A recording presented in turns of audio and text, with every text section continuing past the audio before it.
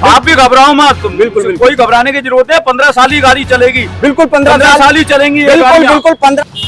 तो यही कहना चाहेंगे जी, जो हमारे को उम्मीदें थी बीजेपी से वो उसमें खरी नहीं उतरी और हम राजेंद्र सोनी के साथ हैं। जैसा ये कहेंगे हम वैसे ही। बिल्कुल यहाँ पहले तो कर्जा, इस गाड़ी पुरानी गाड़ी का कर्जा, फिर नई गाड़ी का कर्जा, डबल कर्जा नहीं भरा जाएगा डबल। और सरकार भी सुन ले कान खोल के, ये हम बिल्कुल नहीं होने देंगे भारतीय मजदूर संघ के लोग। और ये 15 साल तक ये गाड़ियां चलनी चाहिए। घर पर सुविधा है तो चार्ज कर लेगा, अगर घर से बाहर तो कहाँ चार्ज करेगा, कैसे करेगा, सर सारी दिक्कत है। ये पोल्यूशन कह रहे हैं। पोल्यूशन सब में ज्यादा दिल्ली में जो पोल्यूशन होता है वो बाहर की गाड़ियों से होता है। बिल्कुल इलेक्ट्रॉनिक्स कर रहे हो आप, तो एकदम से ऐसे नहीं है कि इसको बंद कर दो और इलेक्ट्रॉनिक्स कर दो। इलेक्ट्रॉनिक्स के लिए पहले स्टेशन बनाए जाए जगह हमारे लिए चार्जिंग के लिए। मैं बिल्कुल भी ये लागू नहीं होने दूंगा, किसी कीमत पे नहीं लागू होने दूंगा। मैं बताऊं, पहले इनको सरकार को मेरे यहाँ से गुजरना पड़ेगा। सभी चालक भाइयों को मेरा नमस्कार। दोस्तों, आज हम एक ऐसे मुद्दे पर बात करने वाले हैं जिस मुद्दे ने दिल्ली के ऑटो चालकों की नींद उड़ा दी है। जी हाँ दोस्तों, हम बात कर रहे हैं दिल्ली में अभी खबरें चल रही हैं कि दिल्ली के अंदर 10 साल पुराने ऑटो रिक्शा कबाड़ कर दिए जाएंगे और उसके बदले आपको इलेक्ट्रिक ऑटो लेना पड़ेगा। जब से ये खबरें मीडिया में आई हैं तब से हमारे दिल्ली के जितने भी ऑटो चालक हैं परेशान हैं, कंफ्यूज हैं और वो लगातार सोनी जी के ऑफिस के चक्कर काट रहे हैं और वो जानना चाहते हैं कि आखिर आने वाली ईवी पॉलिसी क्या है, इसमें क्या क्या प्रावधान रखे गए हैं। काफी ज्यादा परेशान होकर ऑटो चालक सोनी जी के पास यहाँ पे एकत्रित हुए और जानना चाहते हैं। सोनी जी, अभी एक मुद्दा काफी चल रहा है दिल्ली के अंदर। आपने देखा होगा हर एक नेशनल मीडिया चैनल पे ये खबर दिखाई जा रही है कि 15 अगस्त के बाद सीएनजी ऑटो के रजिस्ट्रेशन पर रोक लगा दी जाएगी और वहीं पर जो 10 साल पूरे कर चुके हैं उनको कबाड़ बना के यानी कि स्क्रैप करके उनके बदले में इलेक्ट्रिक ऑटो लेना पड़ेगा। दिल्ली के ऑटो चालक इस समय काफी ज्यादा परेशान है और वो ये जानना चाहते हैं क्या ये पॉलिसी लागू होगी या फिर नहीं। देखो, सबसे पहले तो मैं आशु जी आपका धन्यवाद करूंगा, आप बड़ी खबरें दिखा रहे हो इनके ड्राइवरों के हक में। मैंने कल भी बोला था, आज भी बोल रहा हूँ, दिल्ली के ऑटो रिक्शा वालों को किसी बात से घबराने की जरूरत नहीं है। जब तक ये भारतीय मजदूर संघ का झंडा है, ये झंडा इनको न्याय दिलवाएगा और इनके हक की बात करेगा। कल ही हमने माननीय मुख्यमंत्री जी को लेटर लिखा है, भाई आप ये इस पॉलिसी है तत्काल इस आदेश को वापस लो। नंबर 1, कुछ जो परिवहन अधिकारी हैं वो क्या कर रहे हैं, उल्टे सीधे काम कर रहे हैं, सरकार को सही जानकारी नहीं दे रहे ये लोग। हम ये कहना चाहते हैं, जब 1998 के अंदर जब यहाँ सीएनजी आई, परिवहन विभाग ने अंडरटेकिंग एफिडेविट दिया था सुप्रीम कोर्ट के अंदर, भाई ये गाड़ियां ही सीएनजी की आएंगी। और माननीय भूरेलाल कमेटी थी, उन्होंने भी रिकमेंड करा था भाई सीएनजी पॉल्यूशन नहीं करती है, नहीं करती। और भूरेलाल कमेटी ने भी रिपोर्ट अपनी मोहर लगाई थी, ठीक है। हल्फनामा इन्होंने दिया परिवहन विभाग ने। अब रातों रात ऐसी क्या मुसीबत चल गई परिवहन अधिकारियों को भाई इस पॉलिसी को लागू करने का। और मैं तो इतना ही कहूंगा, जो हमारी माननीय मुख्यमंत्री जी हैं, आप कोई ऐसा काम मत करो दिल्ली के अंदर जो गरीब मार हो जाए, ठीक है। और मैं दिल्ली के ऑटो रिक्शा वालों को कह रहा हूँ, विश्वास दिला रहा हूँ, तुम्हारा विश्वास मेरे साथ है, मेरा विश्वास आप लोगों के साथ है। मैं बिल्कुल भी ये लागू नहीं होने दूंगा। ये 10 साल वाला मामला जो चल रहा है ना, इसको हम इलेक्ट्रॉनिक में बदल देंगे, ये कर देंगे, किसी कीमत पे नहीं लागू होने दूंगा। मैं बताऊं, पहले इनको सरकार को मेरे यहाँ से गुजरना पड़ेगा और इस झंडे के साथ बिल्कुल गुजरना पड़ेगा। भारतीय मजदूर संघ जब ये इम्प्लीमेंट होगी, और इम्प्लीमेंट हम करने ही नहीं देंगे। जिस गाड़ी को माननीय सुप्रीम कोर्ट ने ये कहा है भाई ये 15 साल तक चलेंगी, तुमने ही तो एफिडेविट दिए थे परिवहन विभाग ने कोर्ट के अंदर, ठीक है ना। बिल्कुल बिल्कुल। और ये 15 साल तक ये गाड़ियां चलनी चाहिए परिवहन, और सरकार भी सुन ले कान खोल के, ये हम बिल्कुल नहीं होने देंगे भारतीय मजदूर संघ के लोग। बिल्कुल हम चेतावनी समझो, चाहे जैसे मर्जी करो। कल लेटर दिया, आप इसकी सरकार की जो नीति है आप हमें बताओ, तुम्हारी नीति क्या है। बिल्कुल बिल्कुल। तो यहाँ पे मैं बता दूं, दिल्ली ऑटो रिक्शा संघ दिल्ली की सबसे बड़ी ट्रांसपोर्ट यूनियन है, जो कि भारतीय मजदूर संघ की ट्रांसपोर्ट इकाई है। और सोनी जी का बिल्कुल साफ ये कहना है, चाहे इसे चेतावनी समझो या फिर इसको एक अपील समझो। दिल्ली के अंदर आने वाली ईवी पॉलिसी को, जिसमें कहा गया है कि 10 साल पुरानी गाड़ियों को कबाड़ कर दिया जाएगा और उसके बदले में इलेक्ट्रिक गाड़ी दी जाएगी, इसको बिल्कुल भी लागू नहीं होने देंगे। कोई भी ऑटो रिक्शा वाला अगर फाइनेंस कंपनियों के पास जा रहा है वो फाइनेंस नहीं कर रहे। मैं फाइनेंसरों से भी बिल कर रहा हूँ इन लोगों से। एक बात बताओ, आज इनके ऊपर तकलीफ हो रही है, किसी की लड़की की शादी है, किसी ने अपना मकान बनाना, कोई बीमार हो रहा है, आप पैसे दो उनको। आप भी घबराओ मत, तुम बिल्कुल कोई घबराने की जरूरत है। 15 साल ही गाड़ी चलेगी, बिल्कुल 15 साल ही चलेंगी, बिल्कुल। हम आपसे जानना चाहेंगे, जैसे कि सोनी जी हैं, इस पॉलिसी का कड़ा विरोध कर रहे हैं और ये साफ कह रहे हैं कि इस पॉलिसी को हम बिल्कुल भी लागू नहीं होने देंगे। आपको क्या विश्वास है? हमें पूरा विश्वास है सोनी जी पर, और ये होनी भी नहीं चाहिए लागू। अच्छा, ये तो सब गरीब मार होगी ना। गरीब मार होगी कैसे? कैसे क्या गरीब? क्योंकि अगर हमारी गाड़ियां 10 साल की ये हो जाएंगी हैं, तो फिर उसके अगर नई गाड़ी भी लेंगे ईवी इलेक्ट्रॉनिक गाड़ी, तो उसमें फिर कर्जा लेना पड़ेगा, बिल्कुल बिल्कुल, फाइनेंस करवाना पड़ेगा।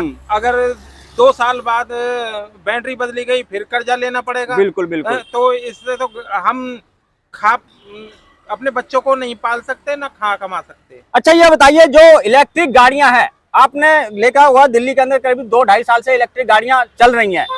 आप कई ड्राइवरों से मिले होंगे जो इलेक्ट्रिक गाड़ियां चलाते हैं, क्या वो इलेक्ट्रिक गाड़ी लेकर खुश हैं? बिल्कुल नहीं खुश।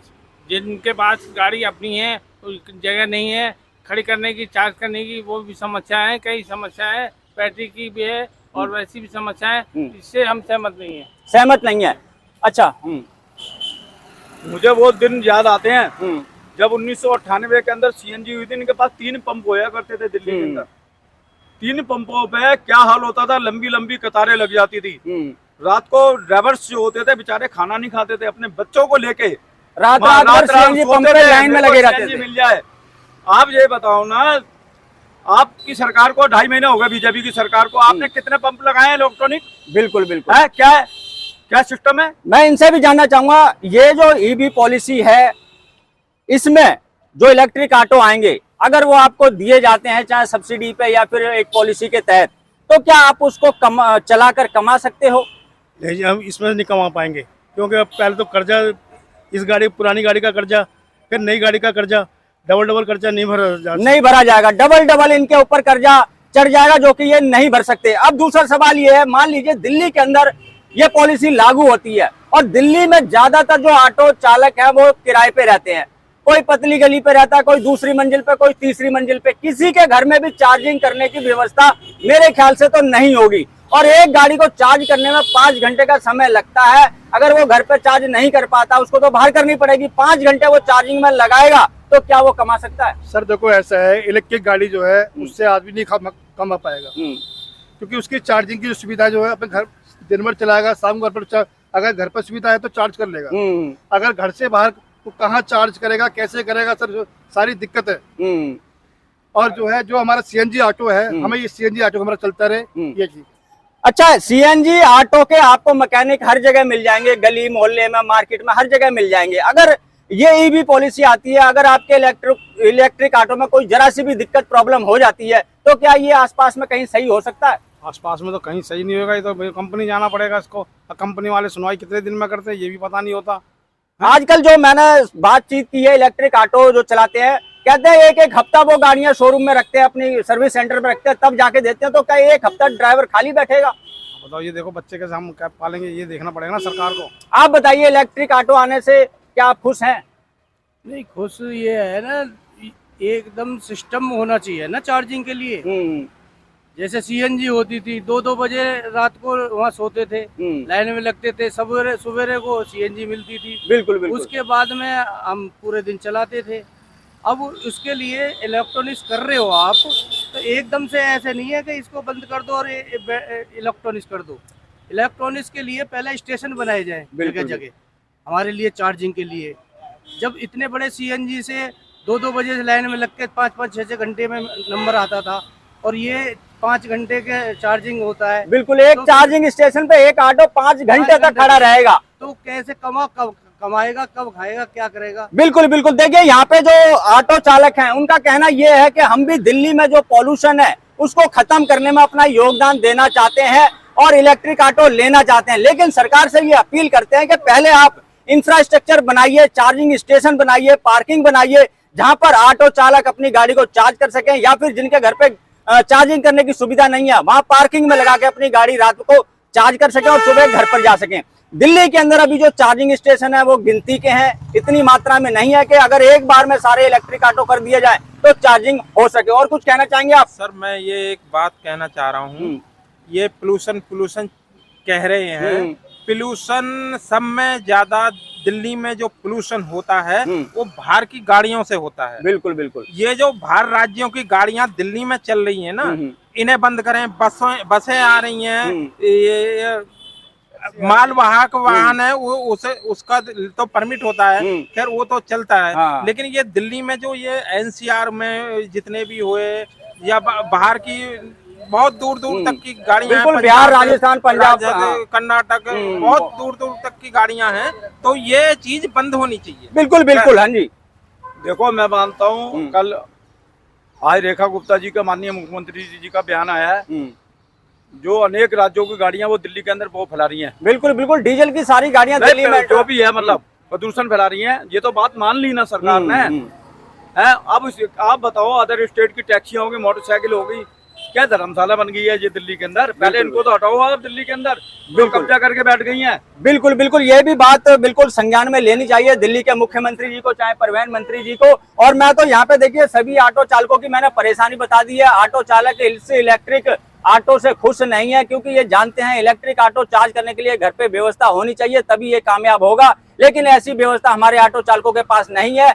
बात रही ईवी पॉलिसी की, तो मैं बता दूं दिल्ली ऑटो रिक्शा संघ के महामंत्री राजेंद्र सोनी जी का साफ कड़े शब्दों में दिल्ली सरकार को ये चेतावनी या फिर आप अपील समझे ये है कि ये ईवी पॉलिसी दिल्ली के अंदर लागू नहीं होने देंगे। इनकी गाड़ियों को जो परमिट 15 साल तक के मिले थे वो 15 साल तक वैलिड रहेंगे। आप कुछ कहना चाहेंगे ईवी पॉलिसी के बारे में? हम तो यही कहना चाहेंगे जी, जो हमारे को उम्मीदें थी बीजेपी से वो उसमें खरी नहीं उतरी, और हम राजेंद्र सोनी के साथ हैं, जैसा ये कहेंगे हम वैसे ही। बिल्कुल बिल्कुल। यहाँ मैं फिर कह रहा हूँ, दोबारा रिपीट कर रहा हूँ, दिल्ली के ऑटो रिक्शा वाले मेरे भाई हैं।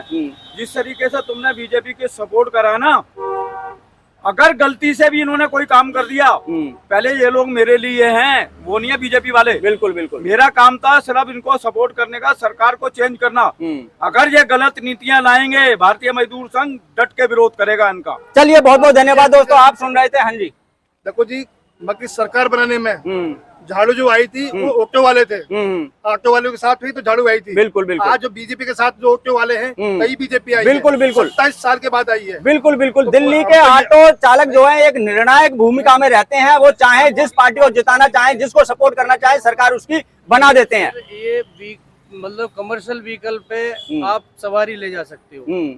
आप ये जो 7-8 हजार बाइक चल रही है, बिल्कुल, मोटरसाइकिल, ओला, उबर, रैपिडो की प्राइवेट नंबर की सवारी कैसे हो? ये भी सवाल है कि प्राइवेट नंबर की जो मोटरसाइकिलें चल रही हैं वो किस नियम के तहत चल रही हैं, जबकि सुप्रीम कोर्ट का ये सख्त आदेश है, कोई भी प्राइवेट गाड़ी कमर्शियल यूज में नहीं ली जा सकती। तो यहाँ पे मैंने आपको सुनवाई ऑटो चालकों की अपनी परेशानियां, और दिल्ली ऑटो रिक्शा संघ के महामंत्री राजेंद्र सोनी जी को सुनवाया, जो इस पॉलिसी का कड़ा विरोध करते हैं। और इनका सभी ऑटो चालकों से ये पूरी तरीके से वादा है कि इस पॉलिसी को हम लागू नहीं होने देंगे। आने वाले दिनों में क्या होगा ये तो समय बताएगा। हम इस वीडियो को करेंगे यहीं पर समाप्त, मिलेंगे किसी और जानकारी से भरपूर वीडियो में। तब तक के लिए जय हिंद, जय भारत। राजेंद्र सोनी भारतीय मजदूर संघ जिंदाबाद, भारतीय मजदूर संघ जिंदाबाद। भारतीय मजदूर